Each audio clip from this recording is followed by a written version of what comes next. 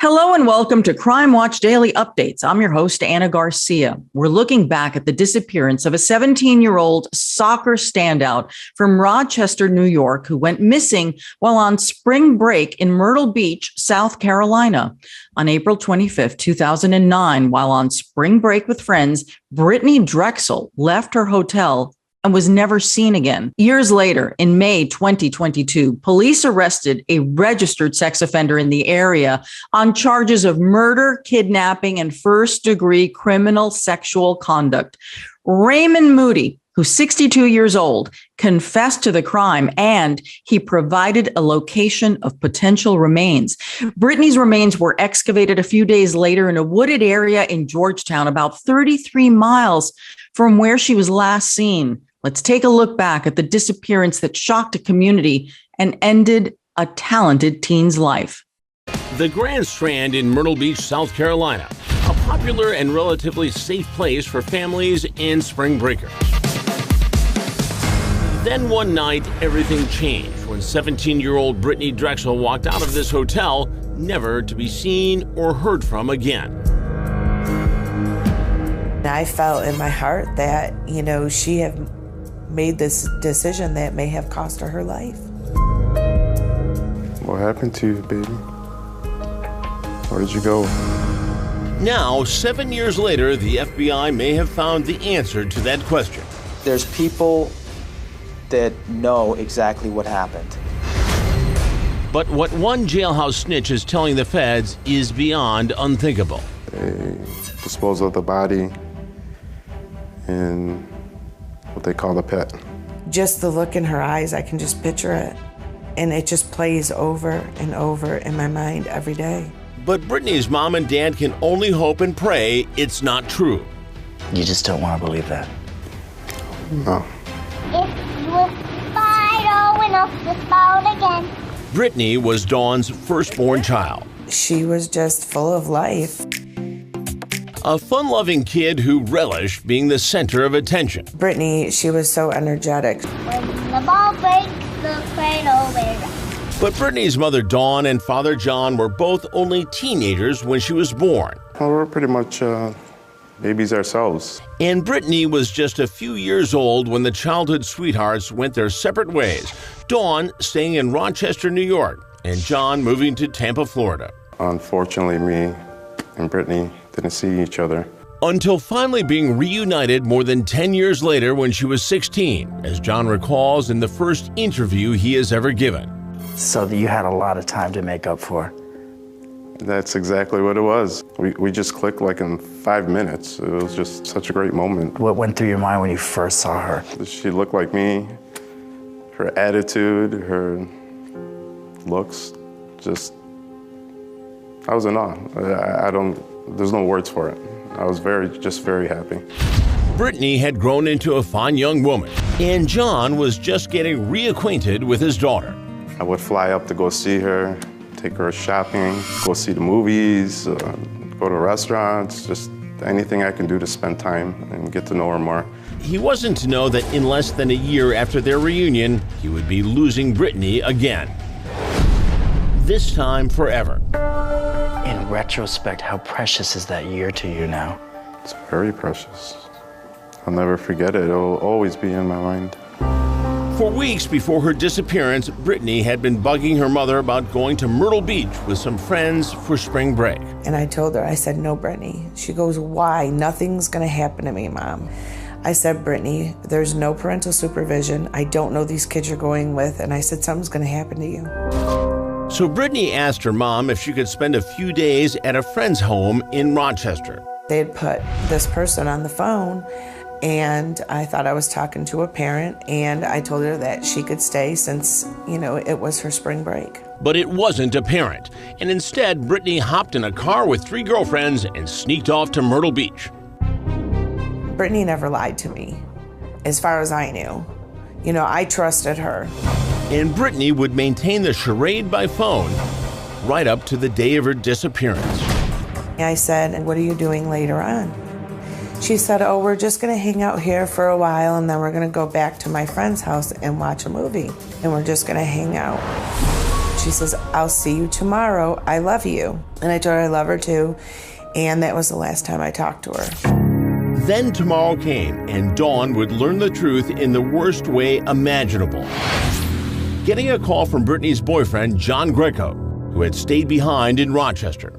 He's like, she's in Myrtle Beach and they can't find her. I said, what do you mean they can't find her? And my heart just sank. I thought that she was here the whole time. And I felt in my heart that she had made this decision that may have cost her life. What do you call that? A mother's intuition. John told Dawn that Brittanee had suddenly stopped returning his texts and that none of her friends in Myrtle Beach had seen her since the previous night. We kept calling her and calling her. I started calling her cell phone myself, getting no answers. And that's when I was like, we gotta go down there. I have to leave. I have to go down there and try to find her. I said, well, I'm packing. I'm on the way as well. Myrtle Beach, South Carolina was alive with partying spring breakers when Brittanee Drexel's parents got into town. But their 17-year-old daughter was no longer among the young revelers after mysteriously vanishing just a day earlier. And Brittanee's mom and dad and friends from Rochester, New York were searching frantically for her. Even looking in the dumpsters and empty buildings. They learned Brittanee had arrived in Myrtle Beach with her 3 friends from Rochester 2 days before she disappeared, hanging on the beach through the day, going to bars at night, and doing a little partying. Just like any spring breaker does. Dawn was hoping and praying Brittanee would be found alive and well, but also fearing she might not. And I'd hear the waves crashing, thinking, oh my God, maybe she's in the water. And Dad John couldn't help thinking about his last conversation with Brittanee. She actually said, Dad, what would you do if I ran away with a rich guy? He wondered if she did. That's something that's always been stuck in my mind. The last time Brittanee was seen was on security video showing her walking out of this hotel where friend Peter Brozowitz was staying and walking towards the main road. And what was her purpose for going to see Peter? To pick up her flip-flops. Supposedly she left flip-flops in his car. As the last known person to see her, police first interviewed Peter, then Brittanee's 3 girlfriends. And cell phone records would show Brittanee's phone pinged 7 miles south of Myrtle Beach, just half an hour after her disappearance. Then 2.5 hours later at 11:58 p.m., her cell phone pings again. This time it's 50 miles south of Myrtle Beach, a town called McClellanville. The phone then goes dead, and the case goes cold after massive searches of the area failed to find any trace of Brittanee. We did have to come to the realization that she may not be alive, but we're still hoping that we'll be able to find her. Now, more than 7 years after Brittanee disappeared, a dramatic break in the case. Taquan Brown, a prison inmate serving 25 years for manslaughter in an unrelated case, told investigators he personally witnessed what happened to Brittanee, saying she was kidnapped, gang raped, pistol whipped, and shot dead by several men led by Deshaun Taylor of McClellanville, the area, you will recall, where Brittanee's cell phone last pinged. I know Brittanee must have been so scared. Just the look in her eyes, I can just picture it. And what Brittanee's abductors are said to have done with her body after killing her is gruesome beyond belief. Investigators believe her body was dumped in a swampy area like this, teeming with alligators. I just can't get it out of my mind what they did to her. But Taylor denied in this interview with Crime Watch Daily that he had anything to do with Brittanee's disappearance. I want to give you the opportunity to defend yourself. Have you ever met Brittanee Drexel? No, sir.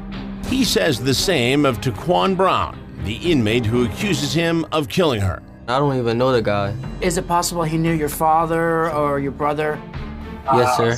It so happens that just a year after Brittanee vanished, Taylor's father, Sean, was actually arrested for allegedly trying to abduct this other young woman in the same location Brittanee vanished. I imagine they would have hurt me. They could have been rape, and I don't think they would have ever found me. But the charges were dismissed because he had an alibi, and his son also claims to have an alibi the day Brittanee disappeared. Who can vouch for your whereabouts? A lot of my friends My family. The FBI has charged Deshaun Taylor in an unrelated armed robbery, and his attorney says he has an incentive to tell all he knows about Brittaney's case. Deshaun has the ability to get himself out of 10 to life if he could provide information, and he just doesn't have any information to provide. Special Agent Mike Conley concedes there is not enough evidence to charge Taylor in Brittaney's disappearance, and says he can't disclose details of the case. There's so much I can't say about this investigation, and the reason being is because it's really at a sensitive point right now. When the world says give up, hope whispers one more time. Brittaney's dad, John, is hoping the prison informant is lying about what happened to his daughter. You just don't want to believe that. No. He's already in jail for something else. Maybe he's just making something up to shorten his sentence. There's people that know exactly what happened to Brittanee. We're going to work as long as it takes until we can solve this case. And the FBI is now offering a reward to help find Brittanee. I've been authorized by the director of the FBI to offer a $25,000 reward, leading to the arrest and the conviction of those responsible. And those who love Brittanee are asking for the public to help find her. We need everyone's help to bring something from her home to us. We need your help. We need someone to help her. But Brittanee's mom, Dawn, is losing hope. It's very gut-wrenching and heart-wrenching, you know, that I'll never be able to see her face again. That I'll never be able to tell her I love her.